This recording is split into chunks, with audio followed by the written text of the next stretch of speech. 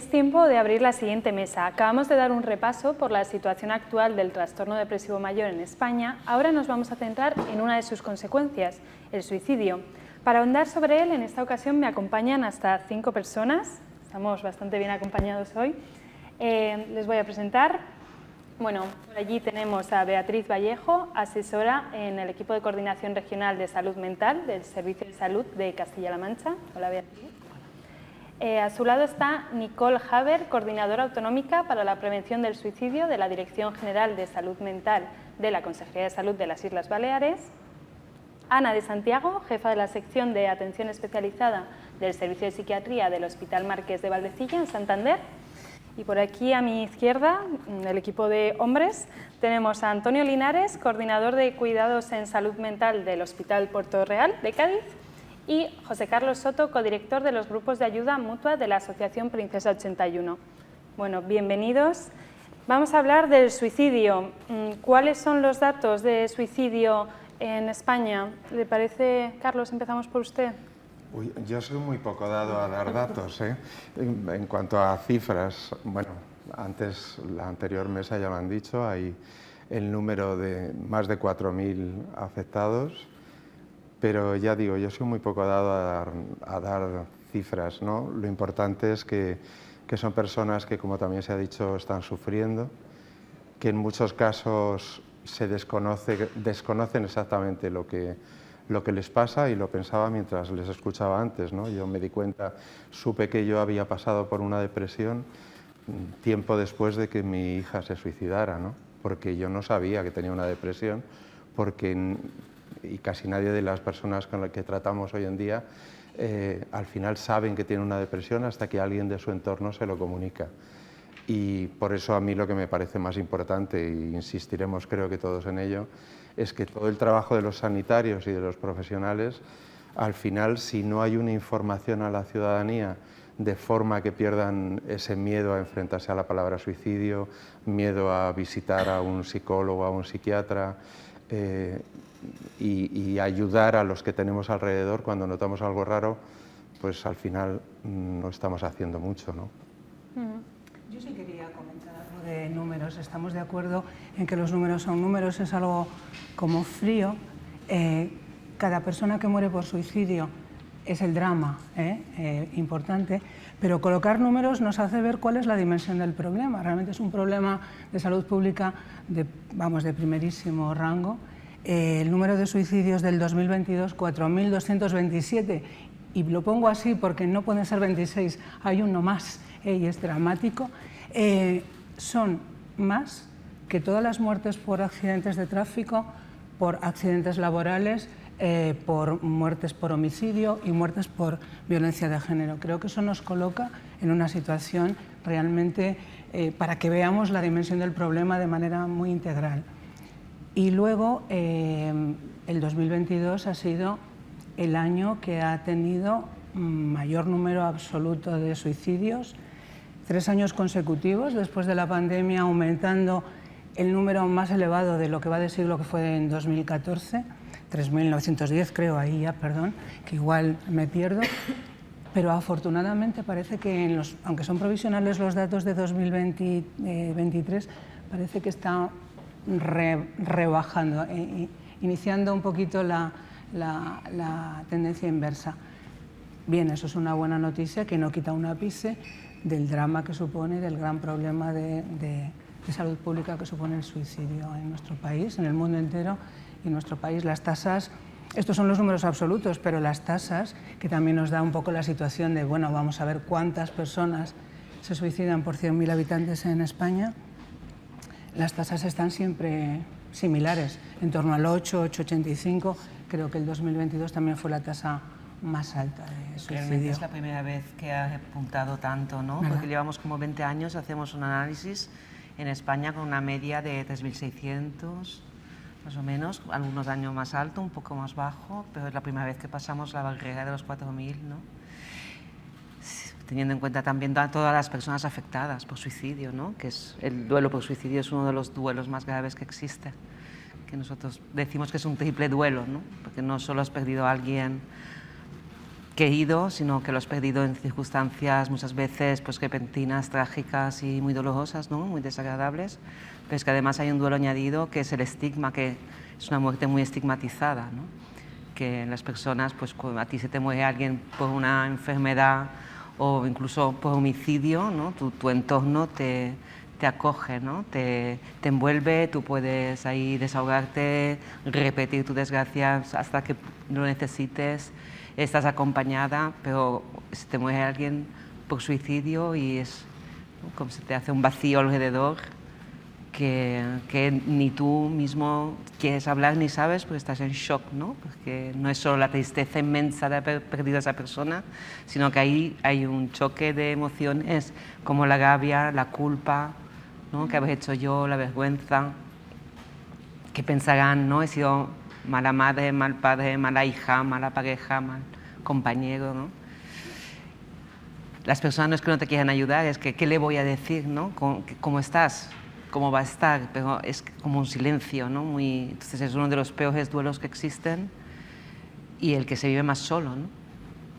Bueno, la salud mental, el suicidio tiene muchas aristas que vamos a tratar en esta mesa, pero por poner también un poco la situación, España respecto a los países europeos, ¿cómo se encontraría? Estamos en la media, ¿eh? ¿En la media? Sí. Un poquito más bajos. Sí. Digamos que estamos en 8 Depende y pico. del año, pero sí estamos ahí. Sí, en 9, un poquito, sí, un poquito en la media. Perfecto. Vamos a profundizar. ¿Qué medidas se están poniendo en marcha para combatir el suicidio? Empezamos, Beatriz. En España.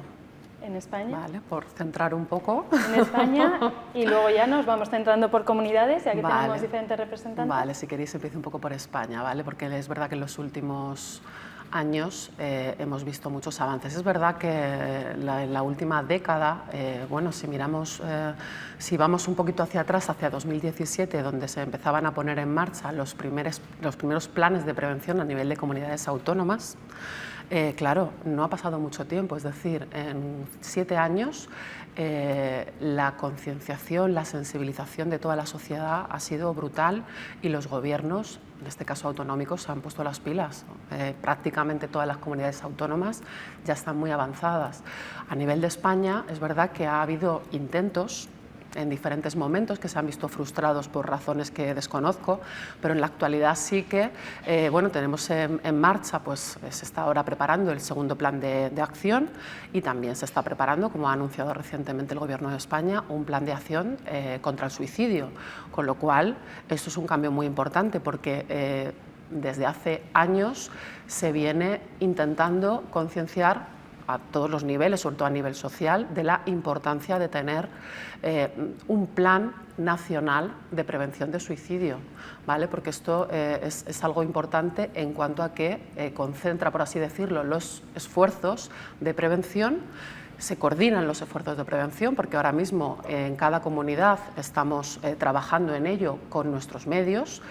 Y es una manera, ¿no? es poner la atención en un problema que es prioritario de salud pública, ¿no? Entonces creo que es importante estos pasos que se están dando en los últimos años. Antonio, primero hay que sentar las bases nacionales y después vamos a las comunidades. Yo creo que es fundamental, como ha dicho Beatriz, el desarrollo de los planes a nivel autonómico. Y como se ha dicho anteriormente, es fundamental, por una parte, lo que son los recursos económicos para el desarrollo de este tipo de programas, porque la demanda de la atención que precisan este tipo de personas es una atención bastante intensiva. Entonces, para eso es fundamental dedicar recursos humanos específicos a esa atención. Como decía Ana anteriormente, han sido 4.227 las personas que han muerto por suicidio en el 2022, pero otro dato bastante importante y del cual a veces no se habla es que la estimación es que entre 100.000 y 125.000 personas cada año intentan suicidarse. Entonces no nos podemos quedar exclusivamente en esas 4.227 personas que fallecen, sino en esos 100 y pico mil de personas que por el sufrimiento se ven abocados a esa solución. Entonces, en ese sentido es fundamental el desarrollo de estrategias basadas en la realidad y de cada comunidad autónoma. En este sentido, a nivel andaluz, el año pasado, en noviembre, se presentó el Plan de Prevención del Suicidio, en el cual, igual que en otras comunidades autónomas, estamos trabajando para el desarrollo de estas líneas. Y como decía anteriormente en la mesa Víctor, es fundamental el tener muy presente la importancia de la inversión en la prevención y especialmente en el ámbito educativo, en el trabajo especialmente con adolescentes y con jóvenes por una parte, y después el trabajo de concienciación, de romper.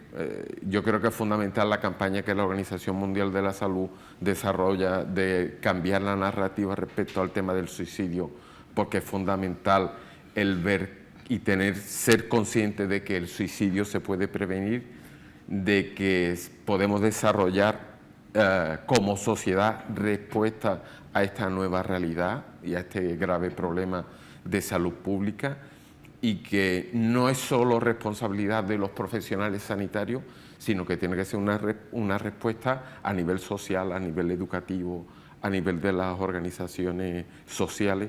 Yo creo que en el tema del desarrollo de las estrategias para la prevención del suicidio tiene un papel fundamental toda la sociedad como tal. Carlos, ha puesto Antonio sobre la mesa la prevención. ¿Cómo de importante es? Bueno, es fundamental, ¿no? Desde la puerta de entrada que antes se ha nombrado, de atención primaria, médicos, enfermeras, que es el primer sitio cuando alguien detecta algo donde va a acudir, a quizá, como bien ha dicho, la educación, ¿no?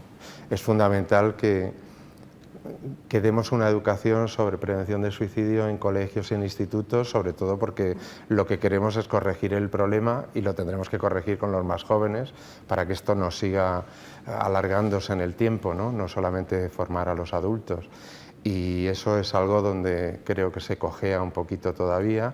Hace falta evidentemente mucha inversión y voluntad, ¿no? Y un poco vuelvo a insistir en perder el miedo, ¿no? Porque al final quizá la sanidad pública de momento no da de sí el número de psicólogos para atender, y tenemos que quitar el miedo para que la gente acuda también a uno privado, ¿no? Porque la excusa de que es muy caro, en nuestro caso que tratamos con muchos supervivientes y sobrevivientes, la excusa de es muy caro se da muchísimo, pero es como una excusa, ¿no? Porque luego se van de vacaciones a las Maldivas, quiero decir, y estamos hablando de salud pública, ¿no? Y estamos hablando de algo que yo, que soy muy mayor, era salud, dinero y amor. Pues a ver si esas tres cosas vuelven a coger el peso específico, ¿no? Y en los últimos años, tras el COVID, ¿habéis visto este cambio en la salud mental, en que la gente está más concienciada?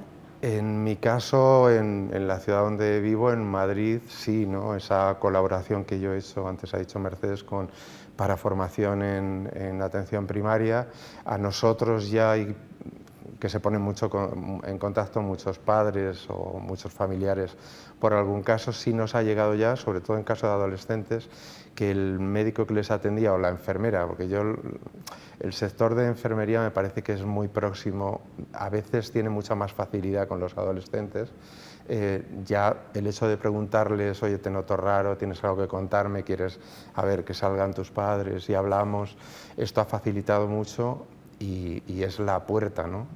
Por mi caso directo sé que si en ese momento hubiera habido pues esa formación por parte de la doctora que la atendió o de una enfermera, seguramente hubiera aprovechado, como casi todos los casos que conocemos, porque están deseando encontrar un sitio donde contar, oye, que me está pasando esto, ¿no? Bueno, hablamos del impacto en la vida tanto de los pacientes como de los familiares. ¿Cómo se aborda? ¿Cómo se les puede ayudar? Bueno, yo quería ampliar un poquito este tema del plan nacional, de la necesidad efectivamente para poder integrar todas las acciones, entender que el suicidio es un fenómeno multifactorial y por lo tanto hay que abordarlo desde todos los ámbitos, y que el plan de prevención del suicidio debería no solamente tener en cuenta la prevención, por supuesto, la prevención, la intervención, que no deja de ser también una prevención secundaria sobre las personas, como bien decías, que han intentado suicidarse, y no olvidar nunca la posvención que hacemos después de que alguien ha muerto, con toda su familia y con todo lo que queda. Esas 3 piezas fundamentales en el plan de prevención del suicidio, y decir que claro que es imprescindible, lo que pasa, llevamos muchos años oyéndolo y no sale, que es imprescindible hacer planes de prevención del suicidio también a nivel autonómico, y oímos hablar de ellos y no salen. Y luego también podemos hacer otras cosas. Lo digo porque nuestra experiencia en Cantabria es que no tenemos plan de prevención del suicidio, pero sí tenemos un programa de intervención muy potente y ya con muchos años de experiencia. Y un poco por comentaros que sí que se hacen cosas en concreto a pesar de no disponer de esos planes globales de prevención. Entonces sí que tenemos un programa de intervención precisamente para las personas que han hecho tentativas de suicidio, y que está funcionando desde el 1 de marzo del 2016. O sea, básicamente cuando salió el informe de la OMS, el famoso informe de 2014, publicado en 2014, fue cuando nos pusimos en marcha, porque teníamos un plan de salud mental que sí que decía que además del plan global se podían hacer intervenciones en programas específicos. Entonces tenemos un programa específico de área, y un poco por poner en valor que efectivamente este tipo de intervenciones son basadas en la evidencia. Decía antes Mercedes Navío, hay que centrarnos en los recursos, pero también en que sean eficaces en función de la evidencia. Entonces nosotros con el programa hemos atendido ya en este tiempo a más de, pues han sido 808 personas, creo, a 31 de agosto del 2024, y hemos conseguido reducir, por una parte, a la mitad la necesidad de ingreso hospitalario para la atención de las personas con conducta suicida. Y esto es importante porque ahorra recursos, pero es muy importante porque yo creo que supone una lucha contra el estigma muy importante también. O sea, conseguimos que las personas puedan ser atendidas de manera muy intensiva, pero de forma ambulatoria, sin desvincularlas de su medio, sin que haya una muerte social, entre comillas, y seguir apoyándonos en el entorno. Por otro lado, hemos conseguido reducir la recurrencia de la conducta suicida también a la mitad,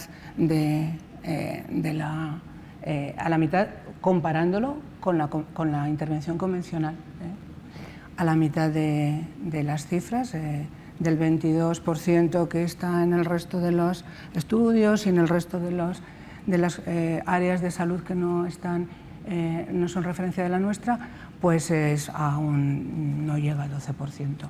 Y finalmente, la reducción de la necesidad de ingreso en el año posterior, por cualquier causa, no solamente por conducta suicida, sino por cualquier causa de trastorno mental, que también se ha reducido pues, del 18% en el resto de las áreas al 8% en nuestra área. Entonces, un poco poner en valor que efectivamente si uno interviene y dices, bueno, ¿y cómo intervienes? Pues con un equipo multidisciplinar que incluye psiquiatras, psicólogos clínicos, terapeuta ocupacional, enfermero especialista en salud mental, de manera inmediata. O sea, nosotros vemos a los pacientes en 24 o 72 horas después de darles el alta de la urgencia. Y además les seguimos de manera muy intensiva. Es decir, si hace falta todos los días, durante un tiempo corto. Y fundamentalmente, además de hacer el diagnóstico precoz de los trastornos mentales que presenten, el tratamiento rápido, hacemos sobre todo un gran trabajo en proporcionar herramientas que les sirvan a largo plazo para enfrentarse a sucesivas situaciones similares en un futuro. Y eso hace que puedan recuperar su vida, su autonomía y concitar el apoyo social en su medio, su familia, sus amigos, pero también concitar la autorresponsabilidad sobre el propio cuidado a largo plazo, porque el riesgo de suicidio, también hay evidencia, se mantiene a lo largo del tiempo. si ha habido una tentativa, se mantiene durante muchos años. Entonces, es bueno dotar a las personas de esas herramientas personales y hacerles mucho más resilientes. ¿Cómo es la situación por Baleares, Castilla-La Mancha? Yo quería comentar que me ha parecido muy interesante su intervención porque lo ha, podido describir de una manera muy gráfica, ¿no? Pues un poco cómo es la intervención a nivel sanitario, ¿no? Y por un segundo aspecto, porque ha hablado de datos. Muchos de los programas que se ponen en marcha, como no se cuenta con recursos, carecemos en muchos casos de información, es decir, de sistemas de información adecuados sobre todo para poder ver si las medidas que ponemos en marcha son efectivas. Esa es una de las grandes carencias que tenemos, que los programas que ponemos en marcha muchas veces no los evaluamos, ¿no? Yo quería comentar que efectivamente ella ha comentado lo que tiene que ver con la parte sanitaria, pero bueno, yo creo que todos sabemos ya que las medidas de prevención de suicidio deben ser desde una perspectiva de salud pública, es decir, no solo a nivel de prevención indicada, sino también a nivel de prevención selectiva y de prevención universal, ¿no? Es decir, y esto implica que los planes que se pongan en marcha no deben, y es lo habitual, no deben ser coordinados, por así decirlo, por sanidad, que es lo habitual, ¿vale? Yo recuerdo, pues cuando he estado estudiando un poco pues lo que hay, ¿no? Porque llevamos años, al final tienes que ver al resto de autonomías, lo que están haciendo un poco por aprender de ellas y las cosas que funcionan, pues intentar replicarlas, ¿no? Aprender del conocimiento de otros, ¿no? Y una de las cosas, por ejemplo, que me llamó muchísimo la atención de Baleares es que, corrígeme, Vale, si me equivoco, porque es que, por ejemplo, el plan de prevención de allí, pues un poco colgaba de presidencia, no colgaba de sanidad, ¿no? Y esto no es exactamente así, sobre el papel queda muy bonito, así. Pero es verdad que muchas veces los esfuerzos parten de la coordinación de sanidad y realmente deben ser esfuerzos compartidos, ¿no? Debe ser realmente multisectorial, es decir, la responsabilidad es de sanidad, pero es que no es un problema sanitario, es un problema de salud pública, con lo cual esto requiere de una coordinación de muchos profesionales, de muchas entidades, de muchas instituciones, ¿no? Y claro, el tema es quién coordina un poco toda esta acción, al final, quién pone el dinero también, un poco, ¿no? Porque a veces se reduce un poco a eso, quién pone el dinero, ¿no? Y a veces no tenemos mecanismos para coordinar todas estas actuaciones, ¿vale? En Castilla-La Mancha en concreto es verdad que no es un plan el que tenemos, es una estrategia, no tenemos fondos específicos, como muchos otros planes de otras comunidades partimos un poco de lo que estaba ya, digamos, de un poco de la priorización que se había hecho en nuestro plan de salud mental, que termina ahora en breve, en el 2025 ya estamos trabajando para poner en marcha un nuevo plan de salud mental. Tenemos una estrategia y no hemos partido con ningún tipo de financiación, ¿vale? Digamos, hemos partido del trabajo colaborativo de diferentes profesionales, de diferentes entidades, de todos los sectores. Y lo hemos estado coordinando desde Sanidad, pero desde el Servicio de Salud de Castilla-La Mancha, pero así como lo hemos estado coordinando, hemos intentado que nuestros esfuerzos,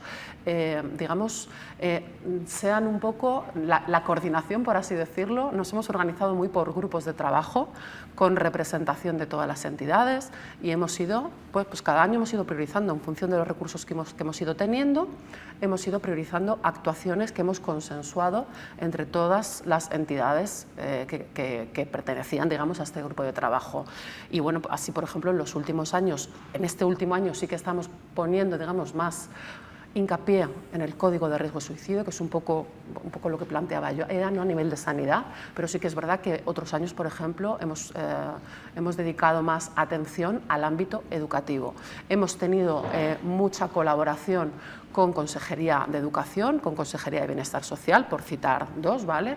Pero también con otras entidades, asociaciones, personas que han vivido esta problemática en primera persona. Pero, por ejemplo, en educación sí que empezamos nosotros un poco digamos, coordinando un poco las actuaciones, pero ya, digamos, desde Castilla-La Mancha, desde educación en concreto, se están, por poner un ejemplo concreto, pues tienen su plan de inteligencia emocional en los centros educativos, han desarrollado otras actuaciones que tienen que ver más con la prevención universal, pues con planes, pues por ejemplo, para mejorar la educación emocional en las escuelas, para prevención del acoso, prevención de las adicciones, es decir, más a nivel universal y donde creemos que es importante más incidir, porque lo que queremos es que las personas no tengan que llegar al ámbito sanitario, es decir, resolver el problema antes de que se llegue, ¿vale? Que yo creo que es un poco ahí donde está la clave, ¿vale? Y bueno. En este sentido, yo me parece muy acertado, como decía Beatriz, la importancia de que otras consejerías tomen un papel fundamental en este desarrollo. De hecho, por ejemplo, en Andalucía, a nivel de la prevención del suicidio en el ámbito escolar, la propia Consejería de Educación la que en cada provincia ha creado un grupo para valoración de los riesgos, de los casos que se detectan mensualmente, y en esa comisión el grosso está formado por profesionales de la educación y estamos 2 asesores en concreto de salud mental, soy yo, y hay un representante del Colegio de Psicólogos de Cádiz. Entonces, pero realmente el trabajo y la responsabilidad de las intervenciones de prevención en el ámbito educativo, del desarrollo de los planes de seguridad dentro del propio instituto, dentro de las propias aulas, depende de los propios centros. Entonces, es importante en este sentido el desarrollo y la importancia de las otras consejerías. Sí, es que cuando yo me he encontrado, por ejemplo, porque hemos formado a todos los profesionales y población en general clave, ¿no? Cuando me he encontrado con que hemos tenido que formar a profesionales del ámbito educativo en general, pues claro, al principio manifiestan mucha reticencia, como esto es una cosa que no es nuestra especialidad y nos tienen que ayudar otros, ¿no? O sea, pero claro, al final nosotros hemos intentado clarificar, es que vosotros sois las personas que tienen un acceso más fácil, en quien el alumnado confía más y vosotros sois las personas más adecuadas. Otra cosa es que haya mecanismos de coordinación, de consultoría, etcétera, pero es que debe hacerse en las propias escuelas, no en el ámbito sanitario o en otros ámbitos, ¿vale? Digo del ámbito educativo, como puedo decir pues con otras, en este caso es la población infanto-juvenil, pero podría hablar de cualquier otra población que sea considerada de riesgo, ¿no? En este caso, la población infanto-juvenil, que es verdad que en los últimos años es la que más nos preocupa, ¿no? Por eso me he centrado un poco en esta población. Nicole, queremos conocer qué hacéis en Baleares. La salud mental es compleja, ¿no? Porque las personas somos complejas, por tanto, no hay otra manera de ver la salud mental de una manera transversal. Se tiene que abordar desde todas las capas de la sociedad, desde todas las instituciones, no se puede trabajar de otra manera, ¿no? Y sí es verdad que en Baleares siempre hemos intentado trabajar de forma transversal. Me imagino que todo el mundo, ¿no? Pero lo que estamos intentando, cuando me dices que salud mental cuelga de presidencia, no es así. Bueno, no es así, en concreto un plan, pero sí es verdad que estamos trabajando en un plan, nuestro nuevo plan estratégico de salud mental está codirigido por 3 consejerías. Está codirigido al mismo nivel por un pacto que se hizo de salud mental, donde todos los partidos políticos instaron a Presidencia que pusiera en marcha un plan codirigido donde el comité que iba a elaborar este plan iba a estar compuesto no solo por estas 3 consejerías, sino por todas las instituciones, por los consejos, que son como aquí las diputaciones, por los ayuntamientos, por las asociaciones de pacientes, o sea, por todo el mundo, y así se está haciendo. Es decir, la Consejería de Educación comparte con la de Salud y con la de Servicios Sociales compartimos el plan. Hay un comité creado con muchas más instituciones, todas las que hay, que están elaborando este plan precisamente para intentar que las responsabilidades estén compartidas, para que todo el mundo esté al mismo nivel, no que haya uno que mande sobre el otro y que tenga la última palabra, y sobre todo que los fondos estén también compartidos, porque es la manera de optimizar los recursos. porque recursos luego, si tú vas a un poco a escarbar, los hay, pero hay muchos servicios doblados, muchos recursos doblados, ¿no? Y ¿por qué no pueden trabajar mano a mano, ¿no? Los psicólogos que están en los servicios de servicios sociales, de ayuntamientos, por ejemplo, con los que tenemos en salud mental o con los de los colegios, ¿no? En esto estamos ya trabajando en este plan. El plan de suicidio, de prevención de suicidio, ya está hecho desde salud.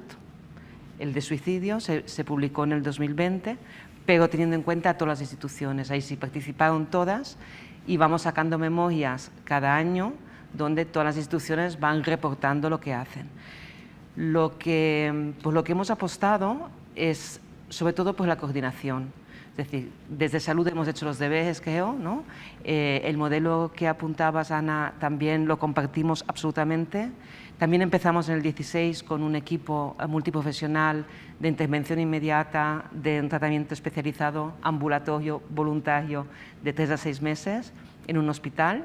Fue un plan piloto porque se hizo con profesionales que prestados, digamos, unas horas, ¿no? para este cometido, y luego se reprodujo en otro hospital en el 17 porque funcionó muy bien. Y ahora tenemos estos equipos en todos los hospitales públicos, tanto para atender población adulta como para atender población infanto-juvenil en las 3 islas, en Mallorca, Ibiza y Menorca, y por supuesto Formentera está coordinada con Ibiza para la atención de su población, ¿no? Y esto es que no se puede trabajar en la prevención y en la prevención universal, ni en la prevención ni en la detección, si no tienes músculo para después, ¿no? Es decir, pide ayuda, pero después si no se la puedes prestar y rápido, ¿no? Ahí nos quedamos cojos, ¿no? Entonces, hemos intentado trabajar en los 3 niveles al mismo tiempo. Hemos trabajado desde el principio, como no puede ser de otra manera, con educación. Con educación les pedimos qué necesitáis de nosotros, en qué podemos colaborar.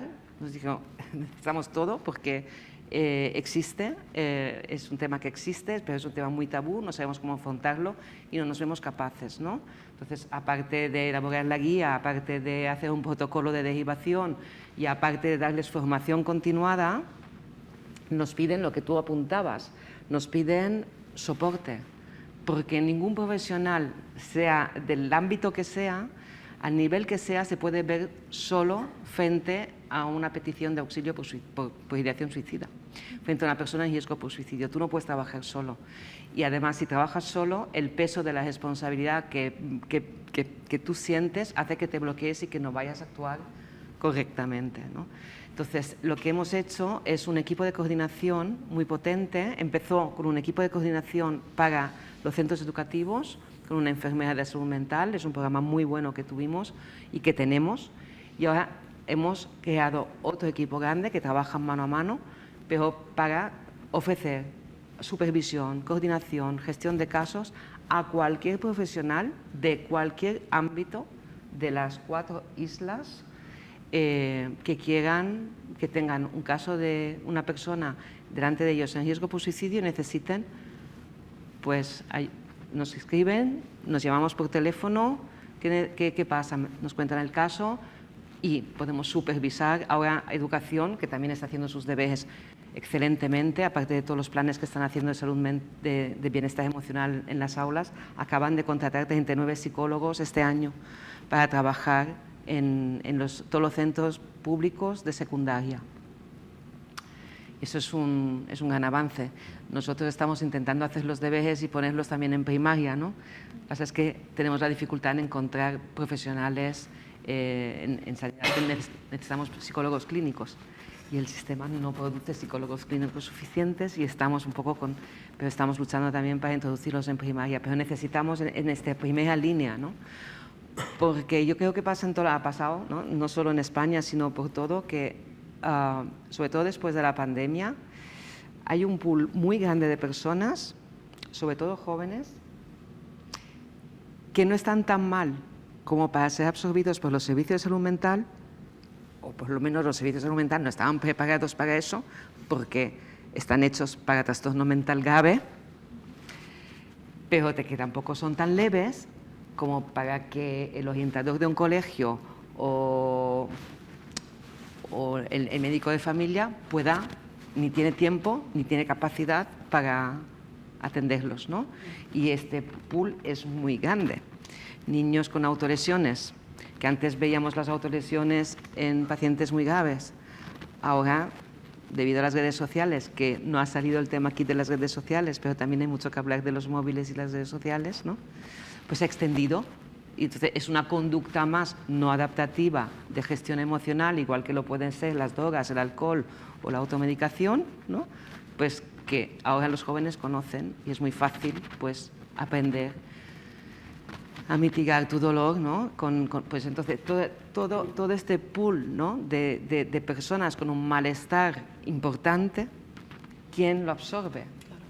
Es muy interesante esto que dices, porque lo que estás hablando básicamente es de que hemos creado una red de recursos muy amplia, muy especializada, pero no los hemos creado adaptados a las personas. Es decir, las personas se tienen que adaptar a los recursos y no al contrario, ¿no? Entonces, ese es un poco el reto que tenemos ahora, ¿no? De diseñar servicios adaptados realmente a las necesidades que tienen las personas. Y las personas jóvenes en concreto son personas con unas necesidades muy concretas, claro, y no podemos abordar su problemática dentro del ámbito sanitario.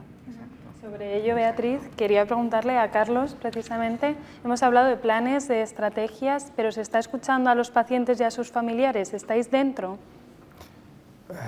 Bueno, estamos dentro, por la parte que a mí me toca, sí, en la Comunidad de Madrid yo colaboro en todo lo que puedo y quizá donde, es que es complicado, quizá porque me lío con cosas que estabais hablando, ¿no? Donde menos se nos escucha es a lo mejor a la hora de exigir que en educación entren las charlas al alumnado, ¿no? Que haya formación para los profesores a veces no es tan complicado, pero en nuestro caso, con quien yo colaboro también damos formación, en la mayoría de colegios e institutos nos ponen unos vetos tremendos los padres que curiosamente luego no acuden nunca a las charlas, pero son los que no habléis de este tema, ¿no?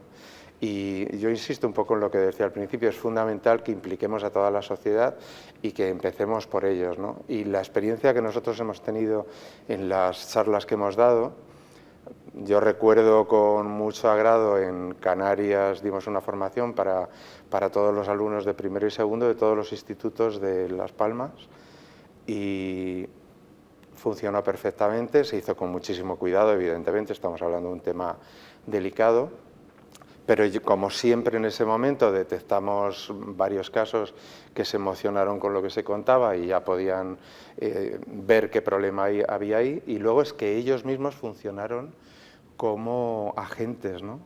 Porque ya tenían información y la mayoría de las charlas los propios adolescentes nos han dicho, claro, es que de esto no nos habla nadie. Es que tenemos un miedo a enfrentar. Mi compañero siempre pone el mismo ejemplo, ¿no? O sea, no queremos hablar con chicos, estoy hablando, sobre todo, vamos a decir, primero y segundo de bachillerato. No queremos hablarles de suicidio, pero les dejamos ver una serie como Élite, donde hay todo tipo de historias. Mismo se decía que no se podía hablar de sexo. Claro. Cuando empezó toda la educación sexual, ¿no? Exactamente. Las drogas, sí, no sí, se podía hablar de drogas. Es decir, claro. Al final... Pero como no se puede hablar, al final ellos utilizan sus medios para acceder a esa información que les falta. Entonces es mejor estar ahí con ellos. Hay que guiarlos, ¿no? Que no. Claro. Si no... La semana pasada nosotros hemos estado con una familia que ha perdido a un adolescente y se replicaba un poco el caso que nos pasó a nosotros, ¿no? Y estoy hablando de hace 10 años. Bueno, el colegio no sabía cómo informarles, solamente decir había fallecido esta adolescente y se les olvida, lo mismo que yo he dicho muchas veces, que los chicos tienen WhatsApp y que los amigos, alguien se va a enterar y a los 5 minutos, el ejemplo es muy bueno el que has puesto además, porque yo siempre pongo lo mismo, ¿no? Igual que nosotros te hablaba de sexo un amigo que tenía menos idea que tú, aquí están hablando de suicidio y es mucho más grave, ¿no? Aquí el riesgo no es un embarazo, aquí es que se quede la idea de esta es la forma de solucionar problemas y lo que puedan inventarse, ¿no? Y que tienen edad suficiente para recibir esta información y que están deseando, porque desde los 7 años les damos un móvil, con lo que tienen un acceso a una cantidad de información terrible, mucho más peligrosa, desde luego, cuando tienen 7, 8, 9, 10, 12, pero se lo negamos a chicos de 17, que se supone que una cierta madurez ya tendrán responsabilidad de los padres, de los educadores y de la propia sociedad, ¿no?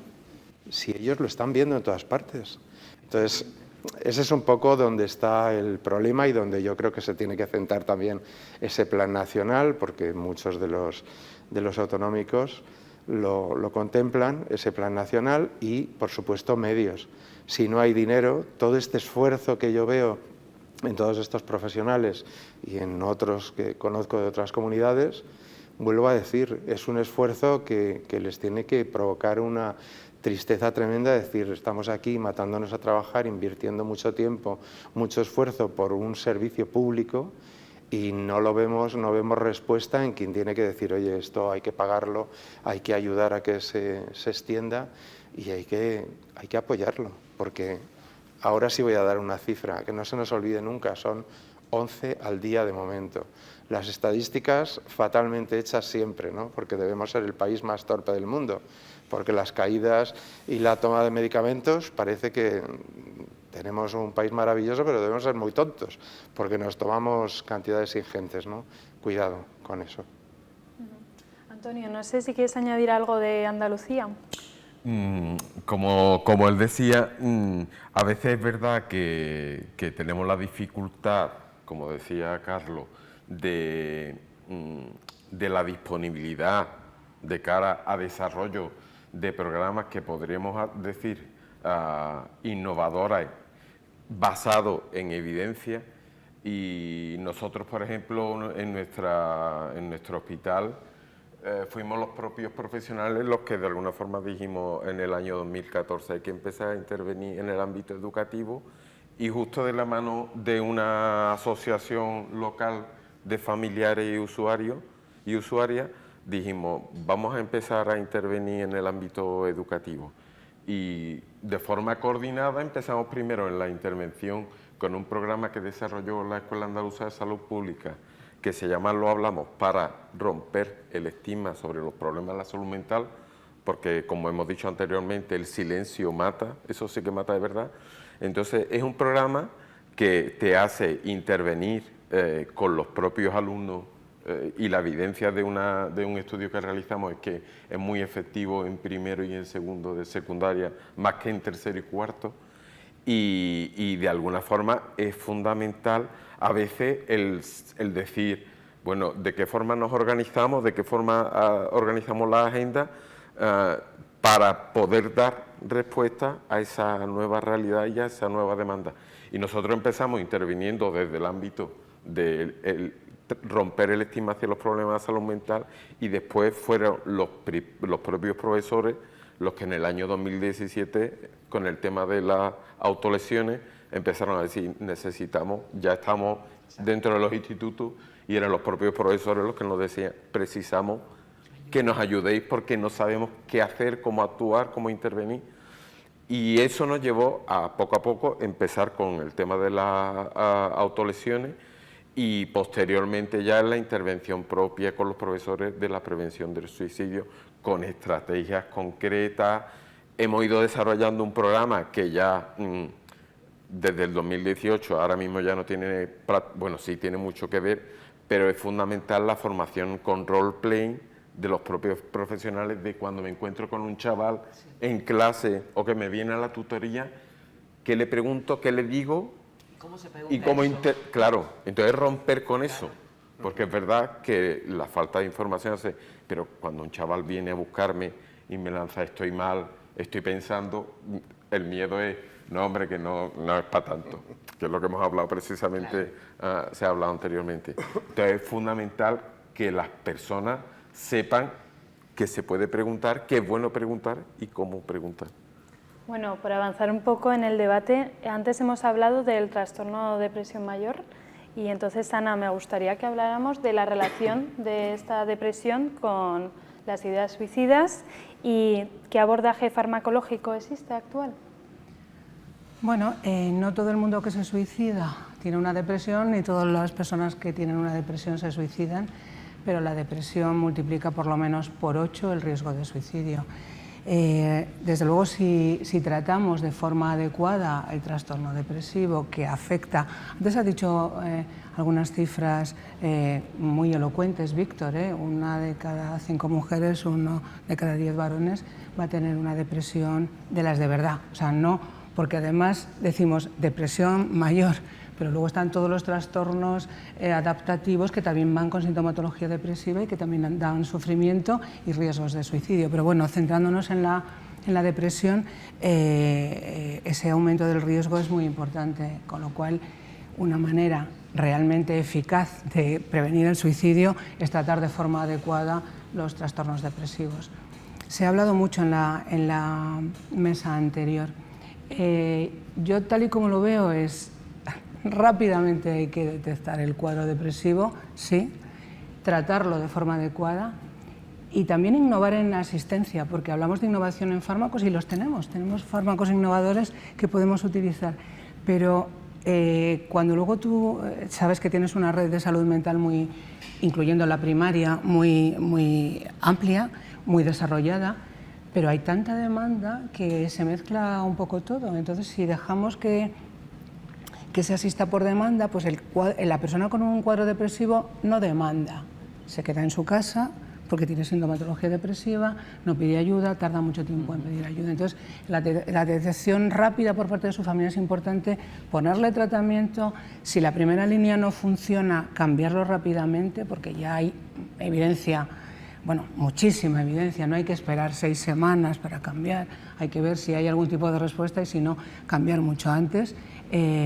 Combinar si es necesario y evitar que ese cuadro depresivo se cronifique y de la discapacidad que produce, porque hay una muerte social, las personas abandonan su vida y si el cuadro depresivo se prolonga durante mucho tiempo, tiene una baja, esa baja se prolonga, llega un momento en que ya es una incapacidad ya para siempre, no tiene dónde volver, no tiene un trabajo donde volver, de modo que si tratamos rápidamente, lo hacemos de forma eficaz con los tratamientos de los que disponemos, detectamos las personas que no responden y que son personas con trastorno depresivo resistente, disponemos de tratamiento eficaz para poderlo administrar y hacer ese tratamiento. No es para todo el mundo, pero no es que no sea para todo el mundo solo porque no esté disponible, es porque no está indicado.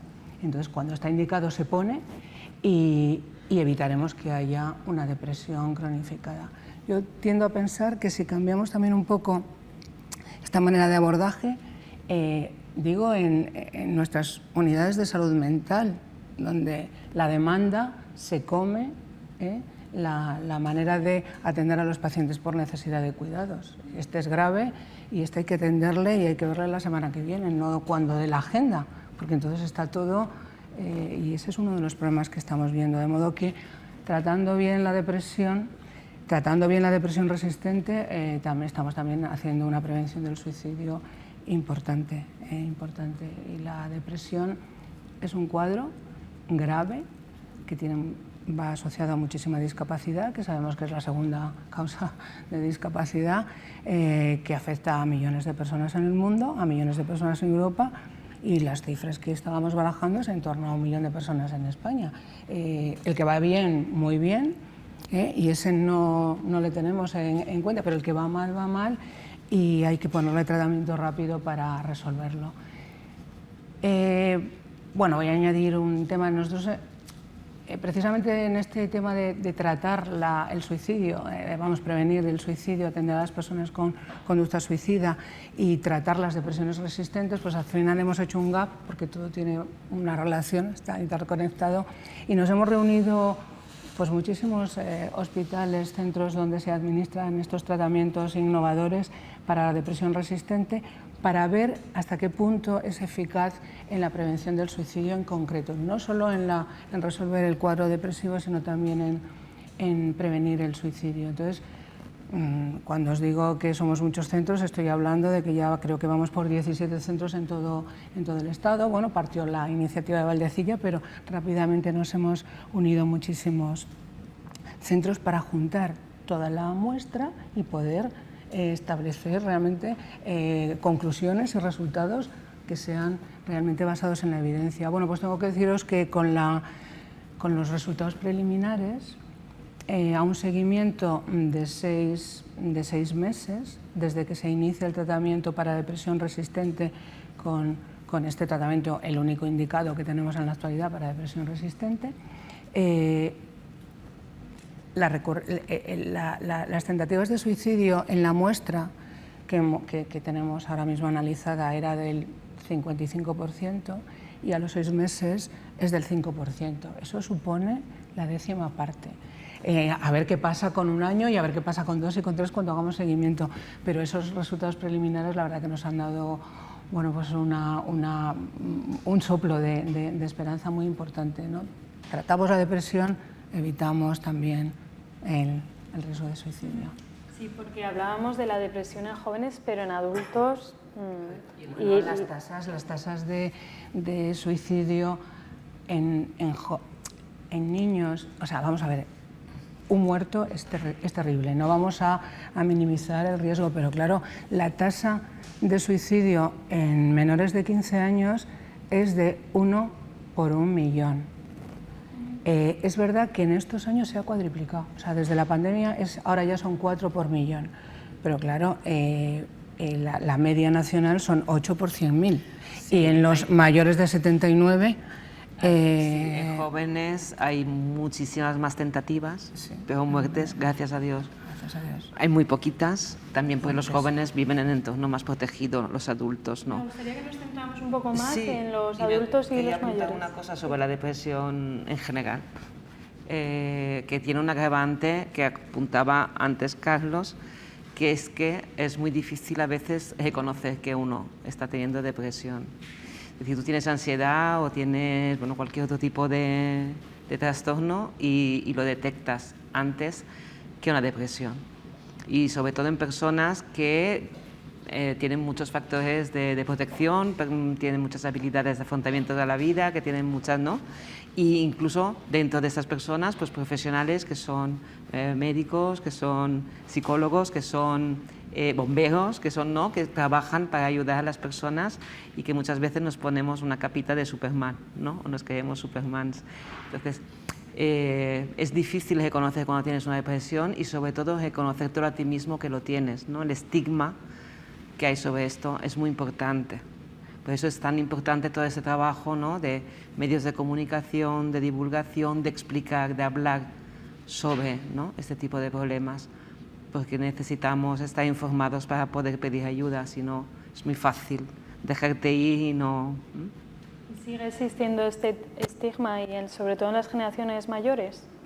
Es lo que estaba yo pensando en apuntar un poco en eso, porque es verdad que yo creo que nos centramos en población infanto-juvenil, porque quizá el impacto social es mucho mayor, pero en realidad la prevalencia de depresión y la prevalencia de conducta suicida es mucho mayor en población mayor y sobre todo a medida que avanza la edad, ¿vale? Quería apuntar varias cosas con respecto a esto. Primero, que no hay una sola depresión, hay muchas depresiones, tantas como personas, y también hay diferente gravedad. Entonces, es importante que desde el conocimiento podamos adaptar la respuesta a las diferentes necesidades. Es decir, así como hay determinados problemas de salud mental que son más leves y se pueden abordar desde entornos más comunitarios o entornos, en el caso sanitario, de la atención primaria, debemos ser capaces, primero debemos dar recursos tanto al ámbito comunitario como a los entornos sanitarios, pues que están más en la base, más primarios, ¿no? Porque sabemos que la primera línea de tratamiento está en el ámbito de atención primaria, ¿vale? Pero claro, pasa muchas veces, ¿no?, que caemos en esa ley de cuidados inversos, es decir, precisamente los que menos lo necesitan, las depresiones más leves,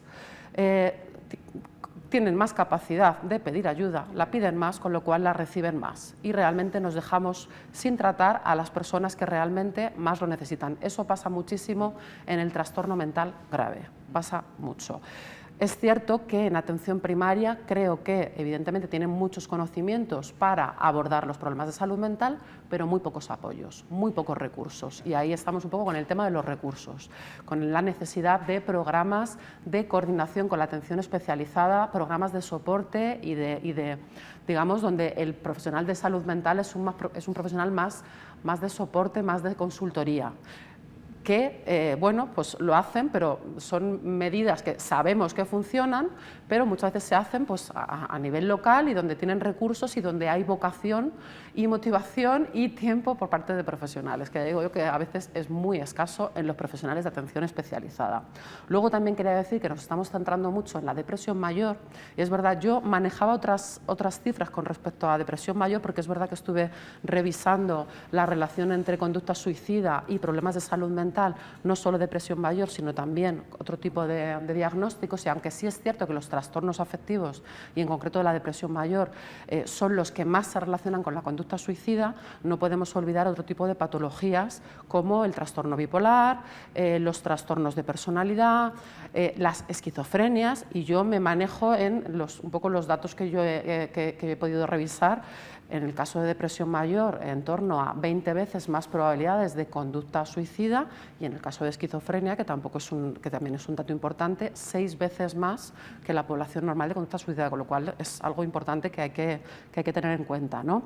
En cuanto a la relación entre depresión en concreto e ideación suicida, es muy frecuente, forma parte además de los síntomas, digamos, nucleares de la depresión. Podemos hablar de en torno a un 20% de personas que padecen depresión que tienen ideación suicida, pero no nos confundamos, ideación suicida no son intentos de suicidio, no es suicidio, ¿vale? De hecho, en metaanálisis recientes se ha encontrado que realmente son las personas que tienen ideación suicida, una mínima parte de esas personas llega realmente a suicidarse, con lo cual también es importante tener en cuenta esto, es decir, hay que atender a las personas con ideación suicida porque hay un sufrimiento, pero hay que darles la atención necesaria, hay que darles la atención que necesitan, y no hay que pensar que por el hecho de tener ideación suicida eso forma parte un poco de los tabús y de los mitos que tenemos, ¿no?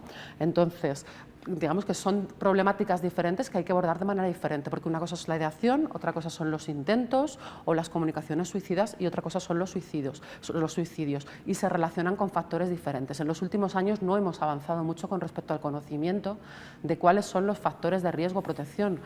Siguen siendo los mismos que hace 50 años. En la actualidad, digamos que un poco las propuestas vienen más de intentar pensar, de intentar mejorar el conocimiento, que es muy importante, y avanzar más en el conocimiento de perfiles de riesgo, porque al final es una multiplicidad de factores que interaccionan entre sí, y es verdad que muchas veces nos centramos en la depresión, pero hay depresión, pero es que aparte de depresión hay problemas sociales, hay problemas de vivienda, hay problemas económicos que han dado lugar a esa sintomatología depresiva y al mismo tiempo a la conducta suicida, ¿no? Pero es verdad que hay que ver las cosas en su contexto y en toda su magnitud, ¿no? Porque, bueno, hoy estamos aquí para hablar de depresión y conducta suicida, pero quería simplemente poner un poco sobre la mesa la importancia de no se puede tratar la depresión sin tratar los condicionantes socioeconómicos de la depresión. Es algo que yo quería puntualizar, ¿vale?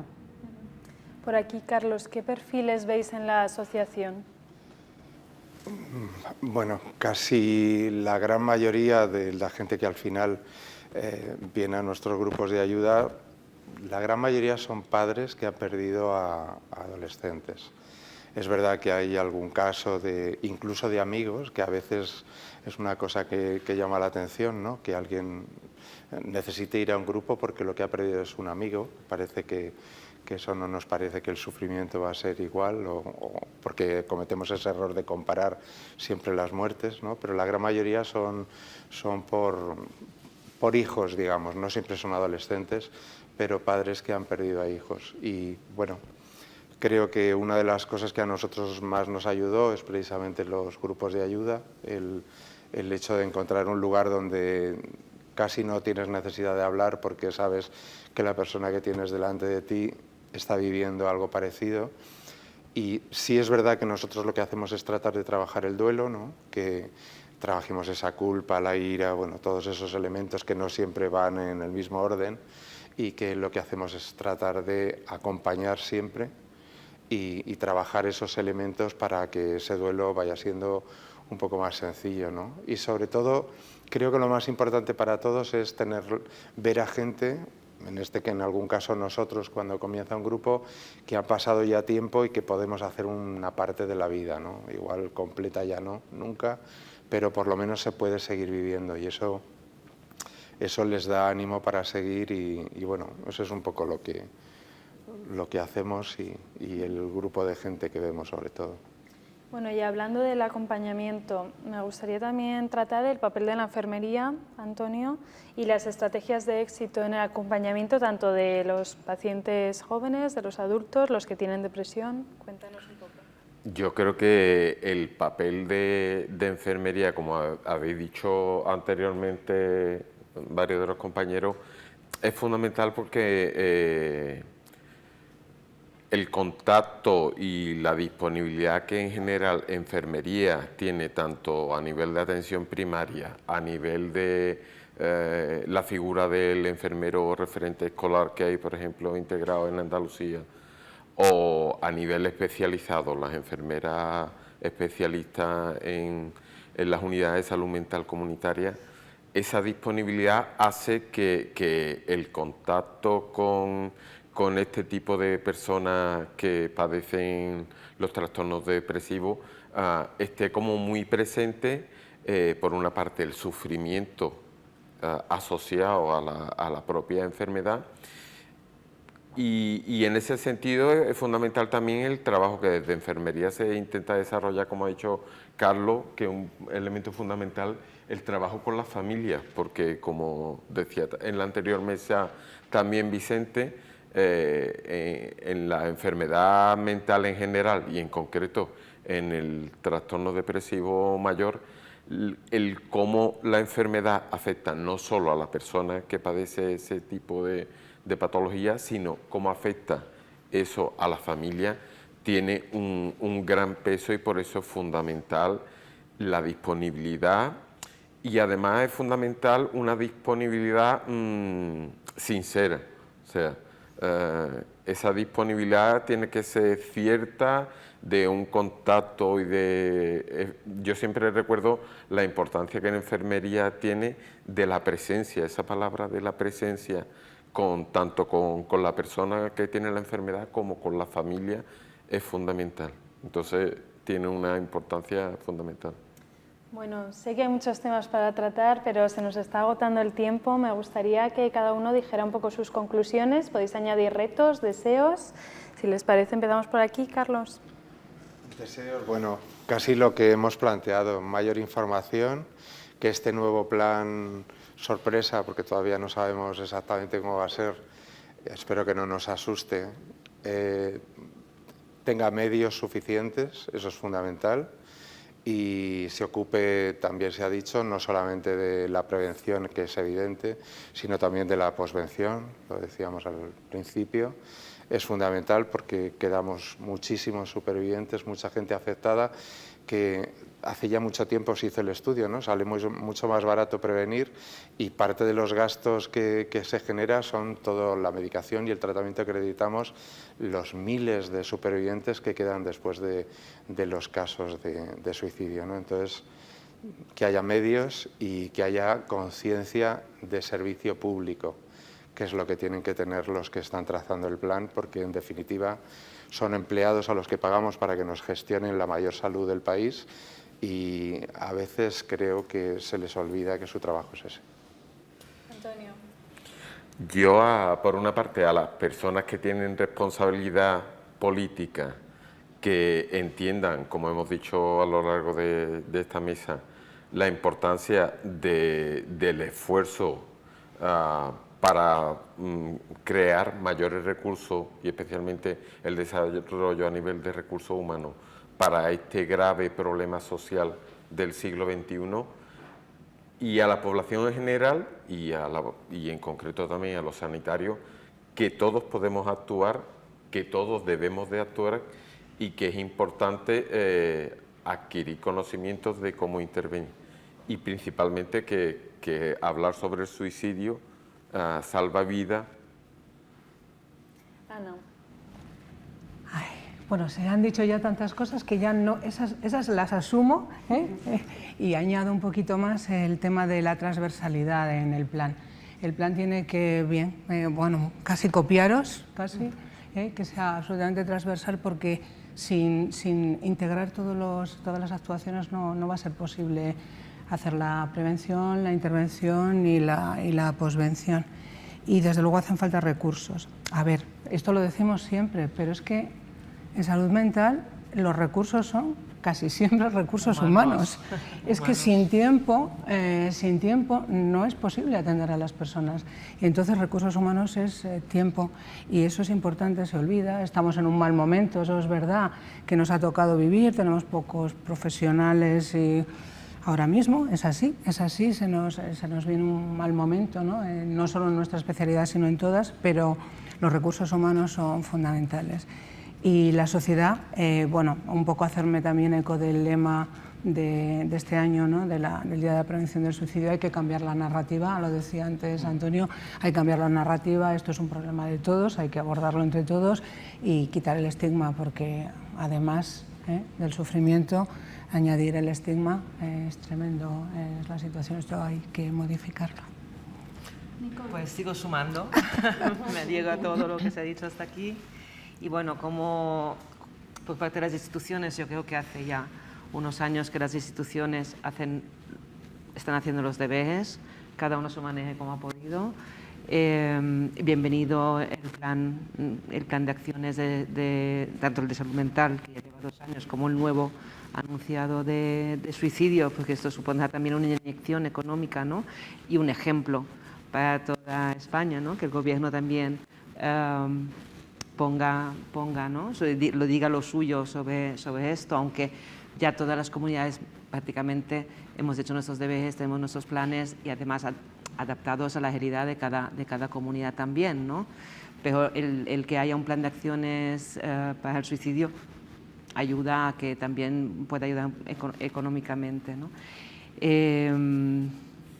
Yo sobre todo dirigido, ¿no? a la sociedad y a todas las personas, a los profesionales también, como ciudadanos que somos, ¿no? Que no nos olvidemos nunca de que una persona que está en riesgo de suicidio es una persona que sufre básicamente, que tiene mucho dolor, que ese dolor es vivido como infinito, que no se va a acabar nunca, como que no lo puedes modular, que no puedes hacer nada para calmarlo, ¿no? Entonces, ante este infinito y ante esto que no va a pasar nunca, y ante que estás haciendo sufrir a tu entorno o ya tu entorno lo has perdido, pues es muy fácil, ¿no? Soltar amarras, y como sociedad entender eso es muy importante, y tenemos que perder el miedo a enfrentarnos a eso, a escuchar el dolor de otro, porque tenemos que pensar que no nos lo vamos a cargar solos, que tenemos muchas ayudas a nuestra disposición, que somos una red, y volver un poco al concepto de tribu, ¿no? El concepto de sociedad como tribu protectora, que no me tengo que sentir sola con mi dolor y no me tengo que sentir responsable del dolor de otros, sino que somos todos, que vamos a estar ahí para protegernos, ¿no? Beatriz. Bueno, tengo la suerte de terminar y de poder recoger. Entonces, bueno, simplemente dar algunas ideas con respecto a lo que considero que son los retos principales, porque es verdad que hemos avanzado mucho en la última década con respecto a la prevención del suicidio, pero yo creo que nos queda todavía por avanzar, y yo creo que se ha plasmado bien los retos que tenemos ante nosotros en el nuevo plan de prevención a nivel nacional, ¿vale? Es importante, en primer lugar, mejorar el conocimiento que tenemos para poder establecer las medidas más eficaces. Es importante promover la información, la sensibilización y la lucha contra el estigma a nivel de toda la población. Para ello, los medios de comunicación como este es clave su papel. tenemos que abordar los condicionantes socioeconómicos de los problemas de salud mental y de la conducta suicida, es decir, prestar más atención a aquellas situaciones, a aquellas personas que más lo necesitan, a aquellas poblaciones más vulnerables, a muchos de los olvidados, como pueden ser, por ejemplo, supervivientes, familiares, que siempre nos quedamos ahí cojos, ¿no? Personas con problemas, situación de soledad, personas con problemas de adicciones, etcétera, ¿no? Podría decir otras muchas poblaciones vulnerables, ¿no? Es importante que introduzcamos la prevención en todas las políticas públicas, o sea, me refiero un poco a esto con este enfoque transversal del que hablábamos, y en el ámbito sanitario, me reitero en lo dicho, más recursos, ya que es el mío, el ámbito sanitario, más recursos, porque tenemos muy pocos recursos, sí, humanos sobre todo, porque es verdad que a nivel de formación estamos muy bien. Entonces, un poco por terminar, sabemos lo que tenemos que hacer, pero solo necesitamos medios para poner en marcha las acciones. Bueno, muchas gracias a todos. Ponemos fin a esta jornada agradeciendo a Johnson & Johnson por apoyar este tipo de encuentros que ayudan a poner el foco en la salud mental y concretamente hoy en la depresión y en el suicidio. Gracias a todos.